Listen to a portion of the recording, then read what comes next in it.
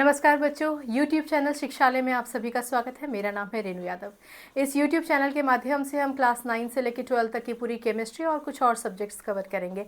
आज हम बात करने वाले हैं डायमंड के यूजेस और उसकी प्रॉपर्टीज़ के बारे में। ठीक है, डायमंड का स्ट्रक्चर हमने लास्ट लेक्चर में पढ़ लिया था और आप ये बात भली भांति जानते हैं कि diamond is all made up of carbon only, यानी कि एक होमोन्यूक्लियर है, अपने ही जैसे डिफरेंट डिफरेंट कार्बन की बहुत बड़ी चेन बना लेता है। ठीक है, आप सभी ने पिछले लेक्चर में पढ़ा था कि कार्बन कार्बन से लिंक होता है। हर एक कार्बन के पास, क्योंकि वैलेंस शेल में 4 इलेक्ट्रॉन होते हैं, तो एक कार्बन 4 कार्बन से जुड़ता है और ये जो लिंकिंग है ये बढ़ती ही चली जाती है। अब इस कार्बन की आप बात करो तो 1 2 3 4 से जुड़ा है।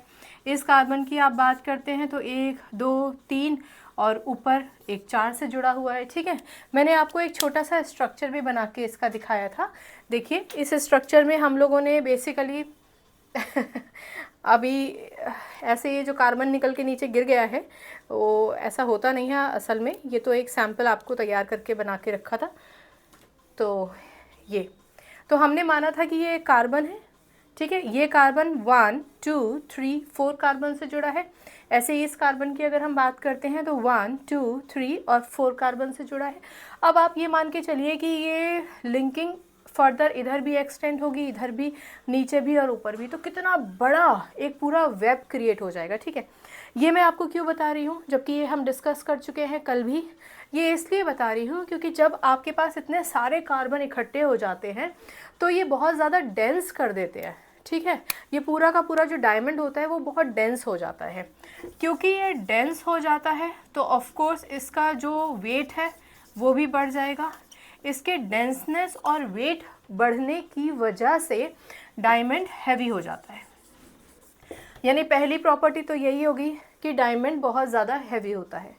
क्योंकि हमने कहा कि डेंस होता है, यानी कि कार्बन कार्बन के साथ इतने क्लोजली लिंक्ड हैं और वो भी of course sharing of electron किया है तो कोवलेंट बॉन्ड बना रहे हैं। तो इस बॉन्ड कोवलेंट बॉन्ड की वजह से और इन सब के इस तरीके के अरेंजमेंट की वजह से ये बहुत ज़्यादा हार्ड भी हो जाता है। राइट, तो एक तो हैवी हो गया, हार्ड हो गया। हैवी भी है, हार्ड भी है। इसके अलावा चमक तो इसमें होती ही है, ये आपको पता है।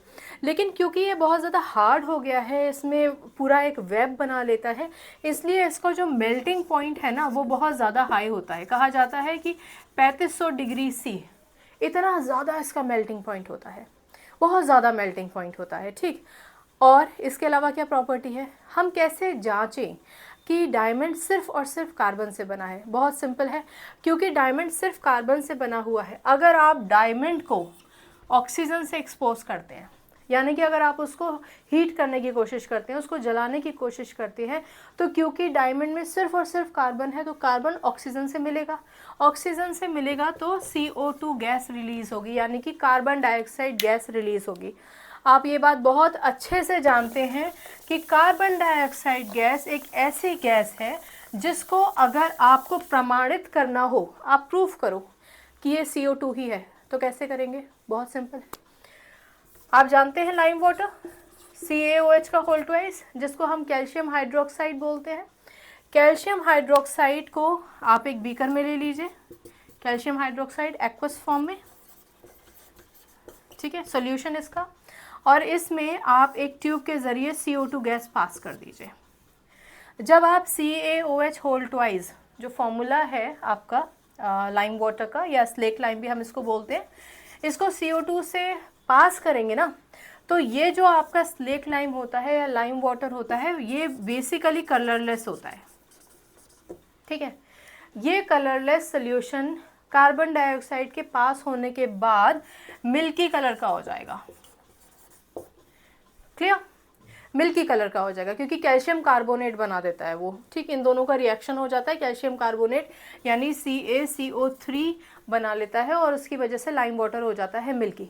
तो ये बहुत ही सिंपल सा तरीका है ये जांचने का कि कोई भी कंपोनेंट जिसको मैं आपसे कह रही हूँ कि ये सिर्फ और सिर्फ कार्बन का बना है, तो पहले उसको हीट कीजिए, CO2 गैस रिलीज़ होगी।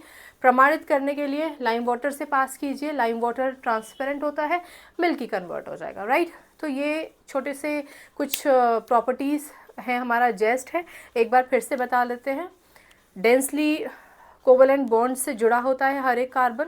एक कार्बन 4 कार्बन से जुड़ा होता है, यानी कि टोटल 4 कार्बन होते हैं। एक कार्बन बाकी के 3 कार्बन से मिलके बनेगा, यानी कि अगर आप उसको देखेंगे तो कुछ इस तरीके से होगा, 4 का एक ग्रुप होगा, ठीक है। इस तरीके के ढेर सारी लिंकिंग होगी। ऑफ कोर्स ज़्यादा लिंकिंग होगी तो डेंस होंगे तो हैवी होंगे। इस वजह से इनका हार्डनेस बढ़ जाता है। डेंस होते हैं, वेट ज़्यादा होता है, हार्ड हो जाते हैं, हैवी हो जाते हैं। क्योंकि हार्ड होते हैं, क्योंकि हैवी होते हैं, मेल्टिंग पॉइंट बहुत ज़्यादा हाई होता है, 3500 डिग्री से, ठीक। अगर आप, ये तो बेसिकली इसके बारे में है कि चमक है, तो ये तो आपको फिजिकल अपीयरेंस पता चलता है कि ठीक है चमक है, हार्ड है, इसको तो आप फिजिकली जांचते हैं। अगर केमिकल प्रॉपर्टी की बात की जाए कि केमिकली उसका नेचर कैसा होता है, तो आप कहेंगे कि कार्बन का बना होता है। कार्बन को ऑक्सीजन से एक्सपोज कीजिए, डायमंड को ऑक्सीजन से एक्सपोज कीजिए एक बढ़िया हाई टेम्परेचर पर, तो आप देखेंगे कि CO2 गैस रिलीज़ होता है।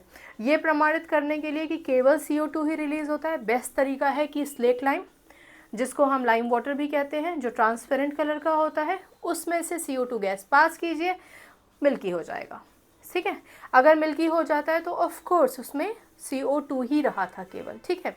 एक और चीज़ इम्पॉर्टेंट है, क्योंकि डायमंड बहुत ज़्यादा, उसका मार्केट बहुत ज़्यादा हाई है, लोग बहुत ज़्यादा पसंद करते हैं डायमंड पहनना। कुछ लोग अवॉइड करते हैं उस डायमंड को पहनने, नहीं पहनना चाहते, जो माइन करके निकालते हैं, तो वो बहुत हार्ड वर्क होता है, बहुत ख़तरे में माइनिंग होती है उसकी, कई रीजंस होते हैं, राइट। तो लोग क्या करते हैं, अब सिंथेटिक डायमंड को प्रेफर करते हैं।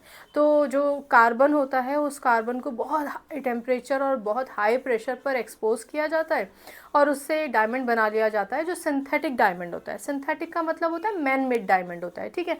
तो बिल्कुल डायमंड जैसा ही दिखाई देता है वो, लेकिन सिंथेटिक होता है, तो उसको भी लोग इस्तेमाल करते हैं। ये मैं आपको एडिशनली बताना चाहती थी। चलिए, ये तो कुछ यूजेस हो गए हैं। अब यूजेस के बाद हम बात कर लेते हैं, प्रॉपर्टीज़ हुई हैं ये, प्रॉपर्टीज़ के अब बाद हम बात करते हैं यूजेस की। यूजेस क्या क्या होते हैं, आपको पता ही है कि डायमंड ज्वेलरी बनाने के काम आता है। तो एक तो ज्वेलरी बनाने के काम आता है, चलो हर इंसान चाहता है कि उसके पास डायमंड हो। दूसरा यूज़ क्या है, हमने अभी अभी कहा कि ये बहुत हार्ड होता है।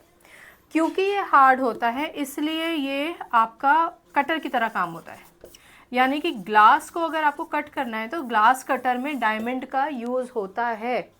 इसके अलावा अगर आपको ड्रिलिंग करनी है, तो क्योंकि डायमंड इतना हार्ड होता है ना कि किसी भी हार्डेस्ट चीज़ को भी आप ड्रिल करेंगे ना तो डायमंड टूटेगा नहीं, इसलिए हम इसको रॉक ड्रिलिंग या फिर आप ड्रिलिंग भी इस्तेमाल वर्ड यूज़ कर सकते हैं, ड्रिलिंग में काम आता है, ठीक है ना। मैं आपको ये भी बताना चाहती हूँ कि ये hardest known substance on the earth है, यूनिवर्स नहीं, अर्थ में हार्डेस्ट नोन सब्सटेंस, राइट। तो पहला तो ग्लास कटर की तरह यूज़ करते हैं हम इसको। अगर यूजेस की बात करें apart from jewellery, rock drilling में काम आता है। इसके अलावा इसके मेडिसिन में बहुत बड़ा यूज़ है। जिन लोगों को मोतियाबिंद हो जाता है ना, कैटरैक्ट, तो कैटरैक्ट में जो सर्जरी की जाती है उसमें टूल यूज़ किए जाते हैं, तो उन टूल में एक छोटा सा डायमंड यूज़ किया जाता है जो कैटरैक्ट के ऑपरेशन में काम आता है, ठीक है। तो ये एक बहुत बड़ा रोल होता है डायमंड का। इसके अलावा भी डायमंड के बहुत सारे यूजेस होते हैं।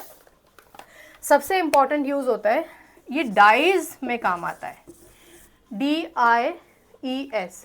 ये एक टूल होता है, छोटा सा टूल होता है, मान के चलो इस तरीके का एक टूल है, इसमें यहाँ पर एक छोटा सा छेद होता है। ये मैं आपको सिर्फ एग्जाम्पल के तौर पे समझा रही हूँ, इसका बहुत इलाबोरेट डिस्क्रिप्शन आपकी किताब में नहीं है, ठीक है।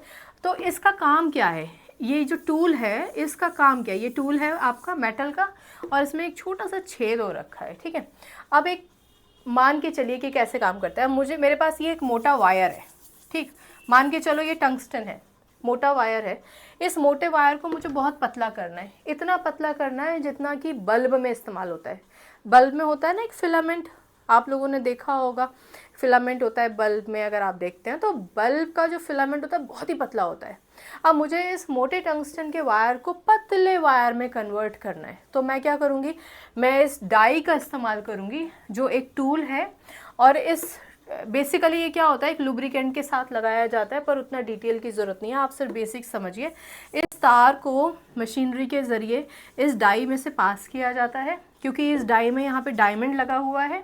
इस डायमंड के हार्डनेस की वजह से, और क्योंकि आप एक टेम्परेचर भी दे रहे हैं और लगातार रोटेशन होता जा रहा है, हीट भी दे रहे हैं, तो ये जो वायर है, ये वायर धीरे धीरे इस छोटे से होल में से निकलता है, तो यहाँ से एक पतला वायर होकर निकलता है, ठीक है।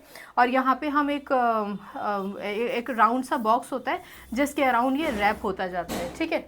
तो ये बेसिकली एक और इस्तेमाल होता है डायमंड का। तो आप क्या कहेंगे कि डायमंड के तो कई सारे इस्तेमाल हो गए, लेकिन डायमंड का ये सबसे बड़ा इस्तेमाल है जो इंडस्ट्रियल बेसिस पे काफ़ी ज़्यादा काम आता है, ठीक। ये डायमंड के मोटा मोटी यूजेस हैं। डाइस के बारे में डिस्क्रिप्शन में तो कभी भी आपसे नहीं पूछा जाएगा, ठीक। इसके अलावा डायमंड खूबसूरती बढ़ाता है ऐसा लोग मानते हैं, लेकिन सबसे इम्पॉर्टेंट बात है कि आप अगर मन से खुश हैं तो हर तरीके से आप अच्छे ही दिखाई देंगे, ठीक। तो this was all about diamond. छोटा सा ब्रीफ ले लें। हाँ, चलिए हम प्रॉपर्टीज़ की बात करते हैं। बहुत डेंस होता है, वेट ज़्यादा होता है इसलिए हार्ड होता है, हैवी भी होता है। हार्ड है, हैवी है, इसलिए मेल्टिंग पॉइंट बहुत ज़्यादा हाई है, 3500 डिग्री सी, ठीक है। इसके अलावा इसके क्या यूजेस हैं, इसमें चमक बहुत अच्छी होती है, बहुत बढ़िया ब्रिलियंस हम कहते हैं कि इसके अंदर होता है। ये छोटे छोटे हमारे इसके कुछ प्रॉपर्टीज़ हैं। और अगर आप केमिकल प्रॉपर्टीज़ की बात करें तो क्योंकि ये कार्बन से ही बना है, ऑक्सीजन से एक्सपोज कीजिए CO2 निकलेगा। प्रमाणित करने के लिए, सिद्ध करने के लिए ये CO2 ही है। लाइम वाटर जिसको आप स्लेक लाइम बोलते हैं, उसमें से पास कीजिए CO2 को, तो फिर लाइम वाटर जो ट्रांसपेरेंट होता है वो मिल्की हो जाता है, ठीक है। इसके अलावा और क्या कहेंगे आप? इसके अलावा आप बस इतना ही कहना चाहेंगे कि carbon is only made up of, diamond is only made up of carbon.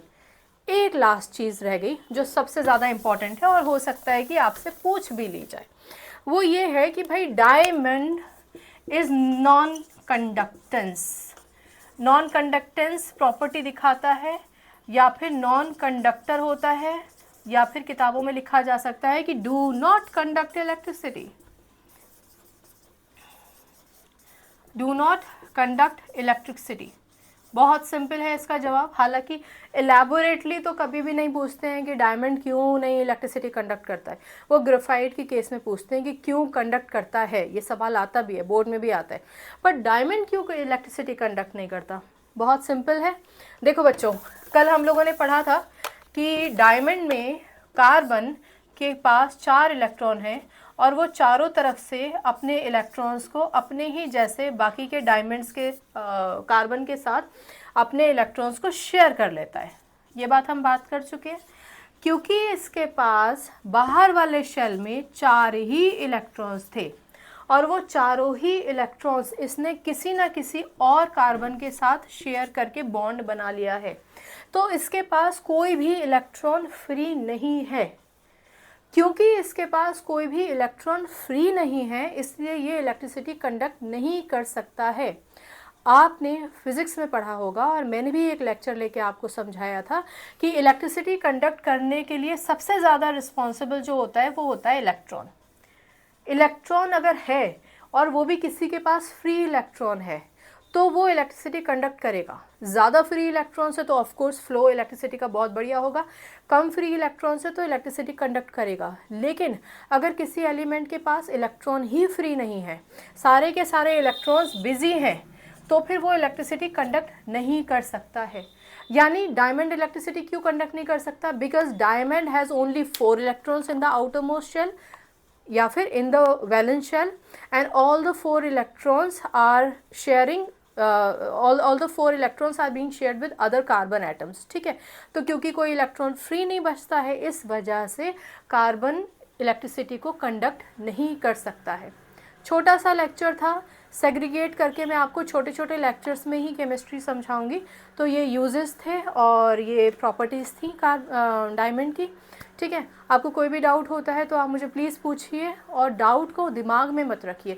Die मैंने बहुत सूक्ष्म तरीके से समझाया था क्योंकि इलेबोरेट आपकी किताब में है नहीं, पर एक छोटा सा अंदाज़ा दे दिया था, ठीक है। जो घर में आपके पेच नहीं होते छोटे गोल गोल, कई बार हम गाड़ियों में जो पेच लगाते हैं उस तरीके का होता है डाई, ठीक है। चलिए, केमिस्ट्री से अपनी केमिस्ट्री अच्छी बनाइए, शिक्षालय आइए, कोई भी डाउट है तो 1000 बार पूछिए, अपनी पढ़ाई बढ़िया कीजिए। केमिस्ट्री रटने का सब्जेक्ट नहीं है, समझने का है, समझते रहिए। अपना ख्याल रखिए, खुश रहिए, आपकी जय हो, ऐसा काम ज़रूर कीजिए। नमस्कार।